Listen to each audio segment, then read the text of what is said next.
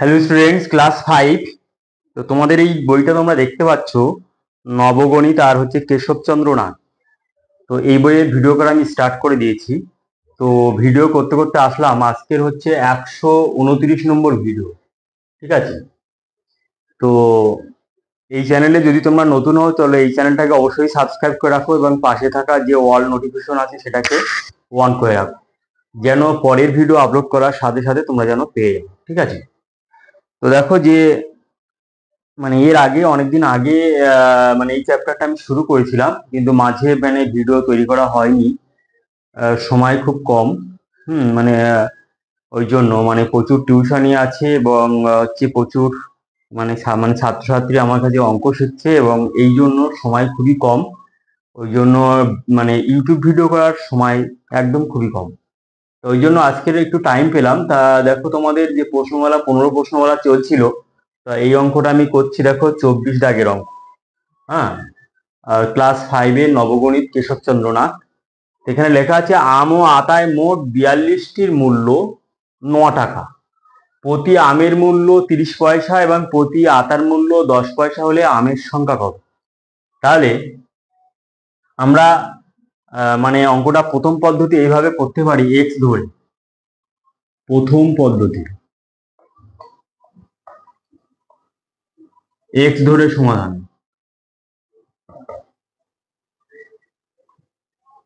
ঠিক আছে। তাহলে মনে করি, লেখো, মনে করি আমের সংখ্যা সমান এক্স বা এক্সটি। মাঝে মাঝে মানে মনে করি আমের সংখ্যা সমান এক্সটি এবং আতার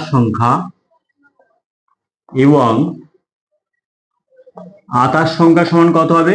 তাহলে টোটাল হচ্ছে 42টি আছে, তাহলে 42 মাইনাস এক্স, এতটি।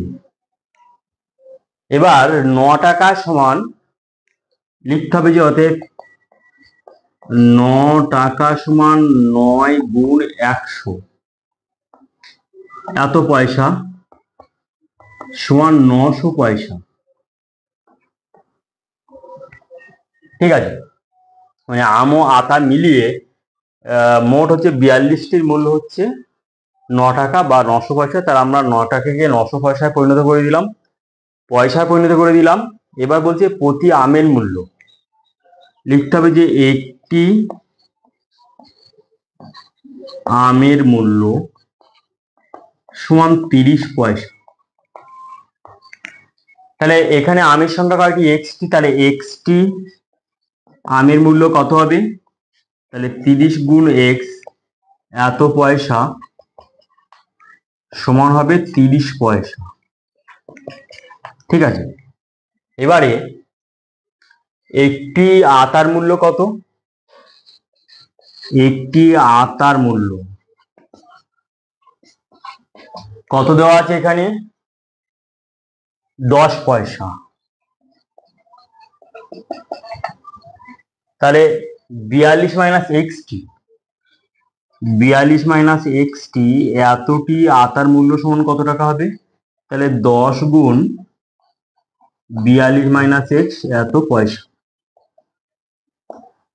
তাহলে আমরা সংখ্যা থেকে টাকায় পরিণত করে দিলাম যে টোটাল 42 মাইনাস এক্সটি আতার মূল্য কত এবং এক্সটি আমের মূল্য কত। তাহলে টোটাল মূল্য এখানে 9 টাকা বা 900 পয়সা। তাহলে এবার লিখতে হবে শর্তানুসারে, তাহলে টোটাল মূল্য তাহলে কত হচ্ছে? এখানে হচ্ছে 30x পয়সা হবে, যে 30x প্লাস টোটাল আম ও আতার মূল্য 10 into 42 minus x is equal to এখানে 900 পয়সা হবে। তাহলে এই সমীকরণটা সমাধান করে এক্স এর মান বের করলে উত্তর দিয়ে দেবে।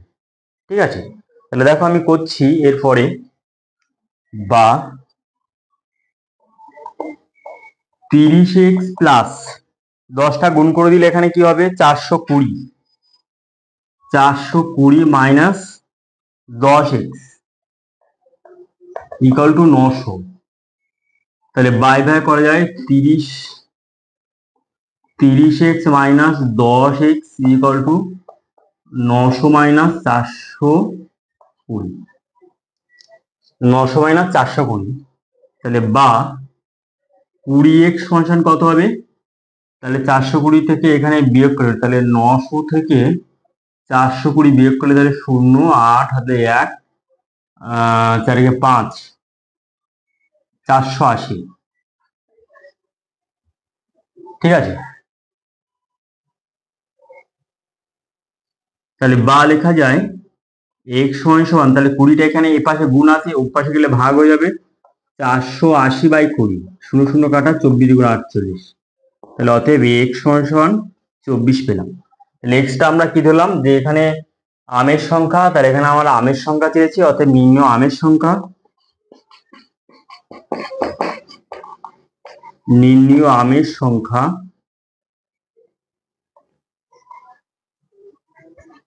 সমান 24।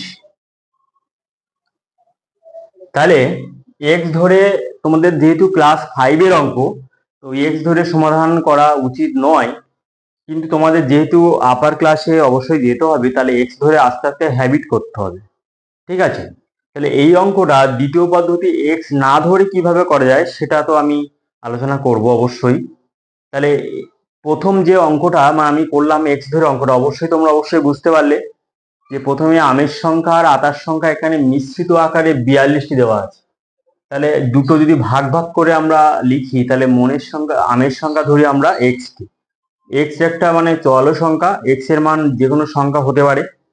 হ্যাঁ, আর হচ্ছে মানে যে কোনো পজিটিভ সংখ্যা, এক্স এর মান হবে যে কোনো ধনাত্মক সংখ্যা। আর আতার সংখ্যা আমরা এখানে ধরলাম 42 মাইনাস মানে এক্স টি, অর্থাৎ টোটাল সংখ্যা থেকে আমের সংখ্যা বিয়োগ করে দিলে আতার সংখ্যা পেয়ে যাব। আর 9 টাকাকে 900 পয়সায় পরিণত করে দিলাম। এবার এখানে লেখা আছে একটি আমের মূল্য 30 পয়সা, তাহলে এক্সটি আমের মূল্য তাহলে কত হবে? এবং একই রকম ভাবে এক্সটি আতার মূল্য 10 পয়সা এবং 42 মাইনাস এক্সটি আতার মূল্য কত হবে, এখানে আমরা এইভাবে আমরা বের করলাম। এবার দুটো মূল্য, অর্থাৎ আমের মূল্য আতার মূল্য এখানে দেওয়া আছে 9 টাকা, তাহলে দুটো সমান করে দিলাম, যোগ করে 900 পয়সা, 9 টাকা সমান 900 পয়সা সমান করে দিয়ে এখান থেকে এক্স এর ভ্যালু আমরা বের করে নিলাম। এবার এক্সটা আমরা কি ধরেছিলাম, আমের সংখ্যা, অর্থাৎ নির্ণয় আমের সংখ্যা 24টি।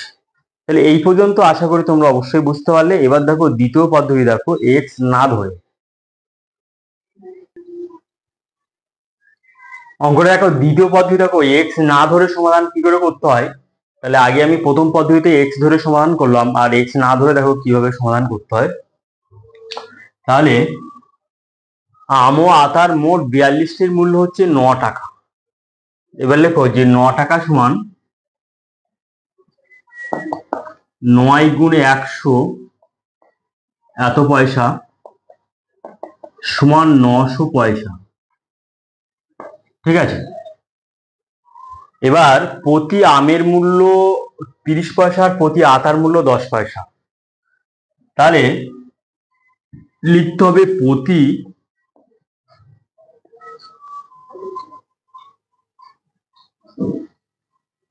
আমের মূল্য, প্রতি আমের মূল্য প্রতি আতার মূল্য অপেক্ষা, আতার মূল্য অপেক্ষা 30 মাইনাস 10 সমান সমান 20 পয়সা বেশি। প্রতি আমের মূল্য প্রতি আতার মূল্য অপেক্ষা 20 পয়সা বেশি। ঠিক আছে, এবার আমরা ধরবো যে মনে করি 42টি মোট আমই ছিল। মনে করি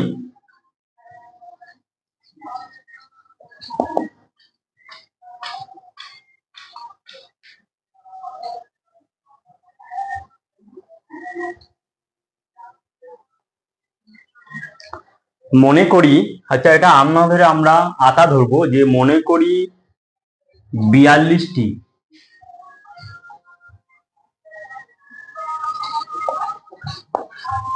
42টি আতা ছিল।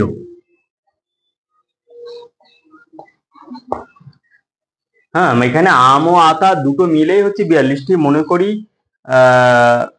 মোট 42টা আতা ছিল। এটা লিখলে আরো ভালো হয়, যে মনে করি মোট 42টি মানে আতা ছিল। তাহলে একটা আতার মূল্য হচ্ছে 10 পয়সা, তাহলে 42টির মূল্য কত? তাহলে লিখতে হবে যে একটি আতার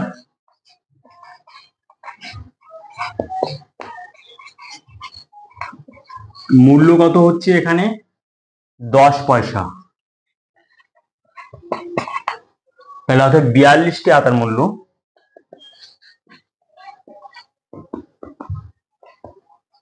10 × 42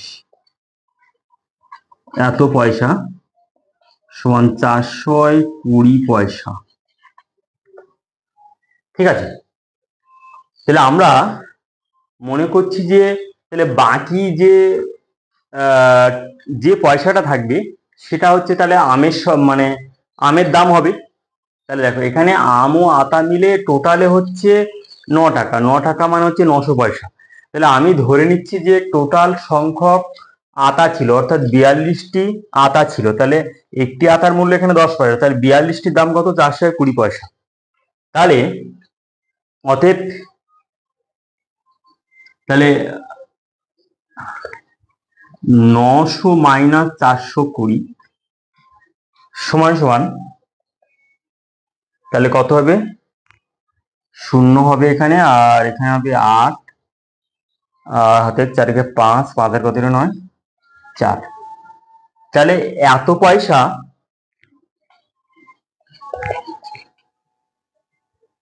পয়সা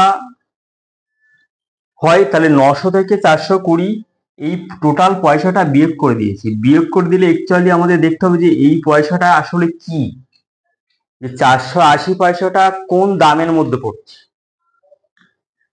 আতার মূল্য, প্রত্যেক আতার মূল্য এখানে 10 পয়সা। তাহলে এখানে 10 পয়সা আমরা ধরছি যে 42টি টোটালি আতাই ছিল।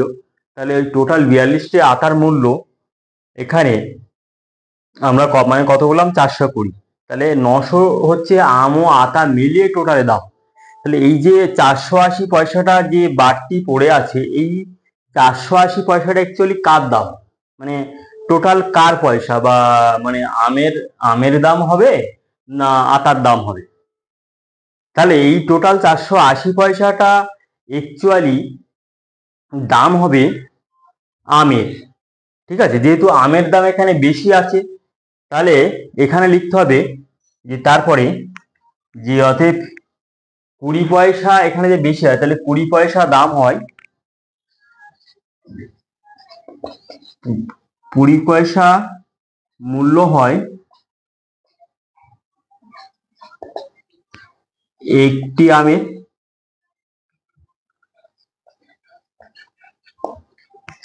20 পয়সা বেশি মূল্য হয় একটি আমের। এখানে বেশি বেশি কথাটা লিখলেও হয়, যে 20 পয়সা বেশি মূল্য হয়। তাহলে 1 পয়সা বেশি মূল্য হয় কয়টি আমের? তাহলে ইকুয়াল টু 1/20 এতটি আমের। আর 480 পয়সা বেশি মূল্য হয় কয়টি আমের? তাহলে কত হবে? 480 ডিভাইডেড বাই 20। তাহলে কত হবে? 24 × 38 সমান 24। তাহলে লিখতে হবে যে অতএব মোট আমের সংখ্যা সমান 24টি এবং আতার সংখ্যা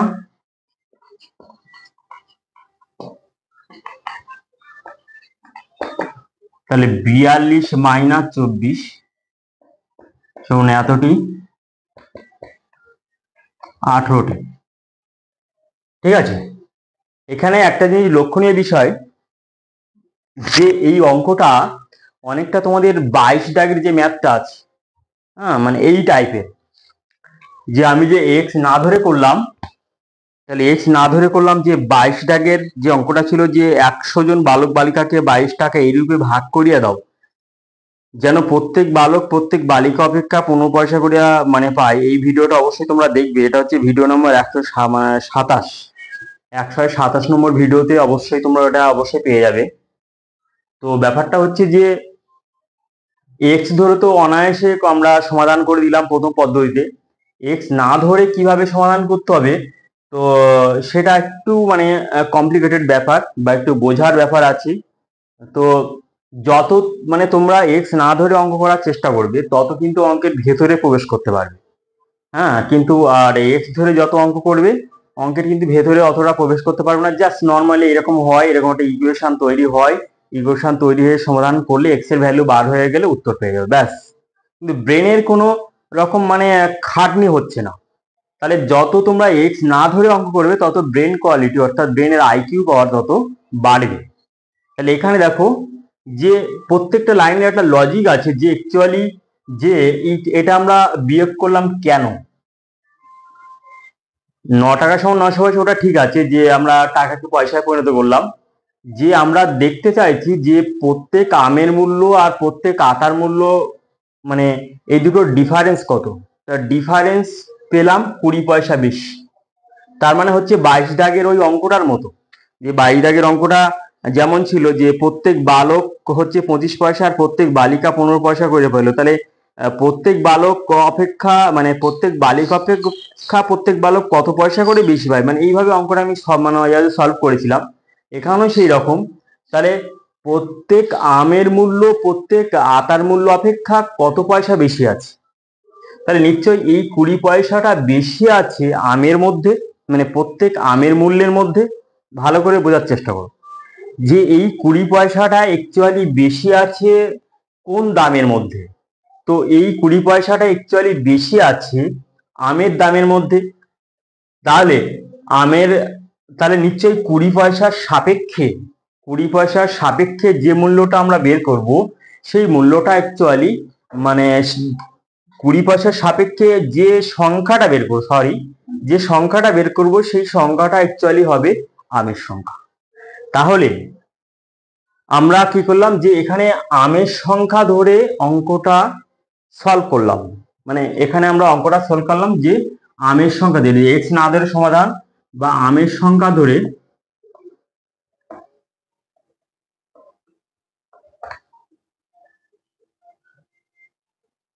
না, এখানে আমি ভুল লিখলাম, যে এখানে আটার সংখ্যা ধরে, আটা হবে আটার সংখ্যা ধরে। তাহলে আটার সংখ্যা ধরে সলভ করলাম কেমন হয় দেখো, যে এখানে আমরা ধরছি, তাহলে এই লাইনটার অবশ্যই মিনিং আমি ব্যাখ্যা করে দিলাম।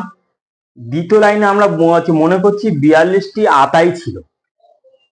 তাহলে 42টি আটা যদি মানে থাকে, তাহলে একটা আটার মূল্য এখানে কত দেওয়া আছে, 10 পয়সা। তাহলে 42টির দাম কত, তাহলে 42টির দাম আমরা বের করে দিলাম 420 পয়সা। এবার 420 পয়সাটাও অ্যাকচুয়ালি টোটাল আটার মূল্য। তাহলে এখানে দেওয়া আছে 9 টাকা, অর্থাৎ তাহলে 900 পয়সা থেকে, 9 টাকা মানে হচ্ছে 900 পয়সা, 900 পয়সা থেকে এই 420 কত বেশি, তাহলে সেটা আমরা সেই বেশির পরিমাণটা পেয়ে গেলাম 480 পয়সা বেশি। এখানে পেয়ে গেলাম 20 পয়সা বেশি, এখানে পেয়ে গেলাম 480 পয়সা বেশি। তাহলে নিশ্চয়ই ভালো করে লক্ষ্য করো তোমরা, যে এই 480 পয়সাটা বেশি, এখানে 20 পয়সা বেশি কার সংখ্যার মধ্যে থাকবে, আমের সংখ্যার মধ্যে। তাহলে আমরা লিখবো যে 20 পয়সা বেশি হয় একটি আমের। তাহলে 1 পয়সা বেশি হয় কয়টি, তাহলে 480 পয়সা অ্যাকচুয়ালি বেশি হবে কয়টি আম।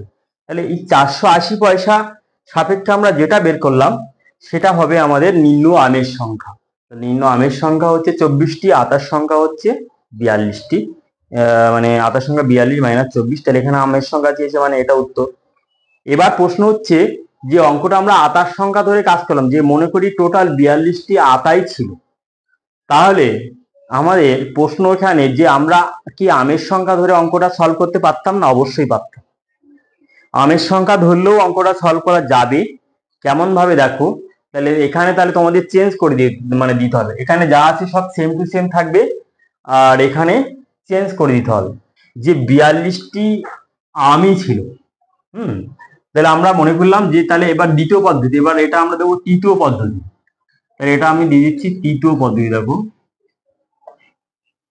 x9 সমান, এটা হচ্ছে আমের সংখ্যা ধরে কাজ করছি, আমের সংখ্যা ধরে কাজ করছি। তাহলে আমরা ধরে নিচ্ছি মোট 42টি আতা ছিল না, মোট 42টি এখানে আমই ছিল। ভালো করে বোঝো। তাহলে একটি আমের মূল্য কত, এখানে আমরা মুছে দিচ্ছি, এখানে একটি আমের মূল্য 30 পয়সা। তাহলে 42টি আমের মূল্য তাহলে কত হবে, তাহলে 42 × 30 সমান সমান কত হবে, এখানে আমি মুছে দিলাম 0, 3 × 6 আর 3 × 4 12, 1260 পয়সা। ঠিক আছে, এবার এইখানটা আমি মুছে দিচ্ছি, দেখো বাকি লাইনগুলো। তাহলে আমরা কি পেলাম, যে 42টি আমের মূল্য 1260 পয়সা। তাহলে 1260 আর এখানে হচ্ছে 42টি টোটাল, এখানে আম ও আতা মিলে 42টি মূল্য 9 টাকা, 9 টাকা মানে হচ্ছে 900 পয়সা। তাহলে আমরা ডিফারেন্সটা দেখব, যে অতএব 1260 মাইনাস 900 টোটাল কত পয়সা হচ্ছে, এত পয়সা। কারণ 1260 থেকে 900 বিয়োগ করো, 1260 900 0 6 9 আর 3 হলে হাতলে 1 360। ঠিক আছে, 9 3 12, 1200 হচ্ছে 360।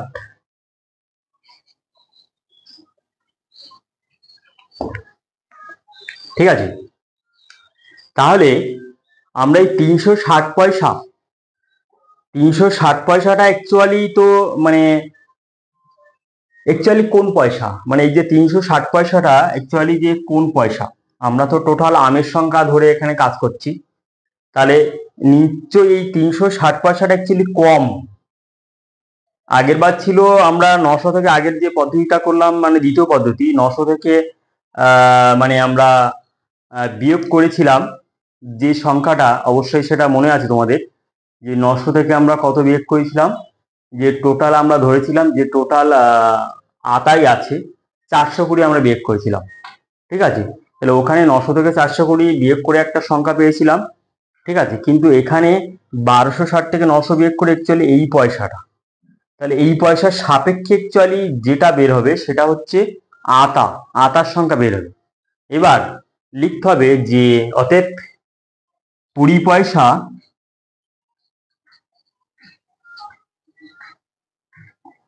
কম হয়, 20 পয়সা কম হয় একটি আতা, 20 পয়সা মূল্য কম হয়, 20 পয়সা মূল্য কম হয় একটি আতায়। তাহলে 1 পয়সা মূল্য কম হয় কয়টি আতায়, তাহলে 1/20টি আতায়। আর এখানে 12, এখানে হচ্ছে 360 পয়সা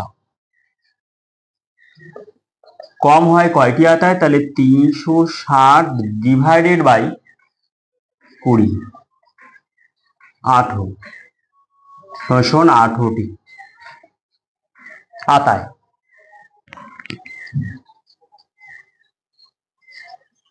তাহলে অতএব নিম্ন আতার